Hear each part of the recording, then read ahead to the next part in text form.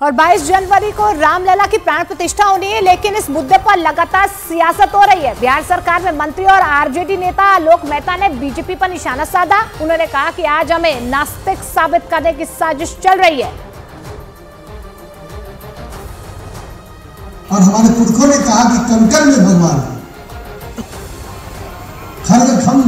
हम लोग है ना, इसमें सब में भगवान है। तो इस फिलॉसफी को आप क्या काट रहे हैं?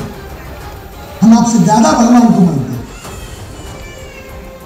और आप हमें नास्तिक सिद्ध करने पर तुले हुए हैं। और इस बीच आपको बता दें, शिवसेना उद्धव गुट की नेता प्रियंका चतुर्वेदी ने उद्धव ठाकरे को रामलला की प्राण प्रतिष्ठा का निमंत्रण नहीं देने पर सवाल खड़े कर दिए हैं। पहले भगवान श्री राम का मंदिर देश भर में जहां भी है वो सभी के लिए खुला है और उद्धव जी ने बिल्कुल क्लियरली कहा है 22 तारीख को नासिक के जो मंदिर है जहाँ पे खुद बाबा साहेब अम्बेडकर जी ने वहाँ पे लड़ाई लड़ी है, उस मंदिर में वो पूरी दिन प्रार्थना करेंगे कि भगवान श्री राम कुछ लोगों के नहीं हैं, भगवान श्री राम सबके हैं। नासिक में उन्होंने अपना वनवास का कुछ समय काटा है, उस नासिक में उद्धव बाला साहेब ठाकरे जी जाएंगे और हम बिल्कुल, कौन हमें रोक सकता है अयोध्या जाने से? अयोध्या की लड़ाई हमने लड़ी है, हम बिल्कुल जाएंगे, गर्व से जाएंगे और गर्व होकर जाएंगे कि आज हमारा धर्म, हमारे संस्कार, हमारी आस्था ने विजय पाई है, ना कि किसी राजनीति ने।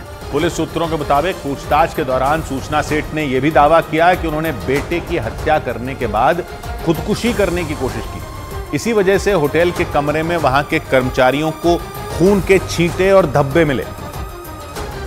और सूत्र बताते हैं कि पूछताछ में सूचना सेठ ने दावा किया कि उन्होंने गुस्से में इस वारदात को अंजाम दिया क्योंकि वो अपने पति वेंकटरामन से नफरत करती थी।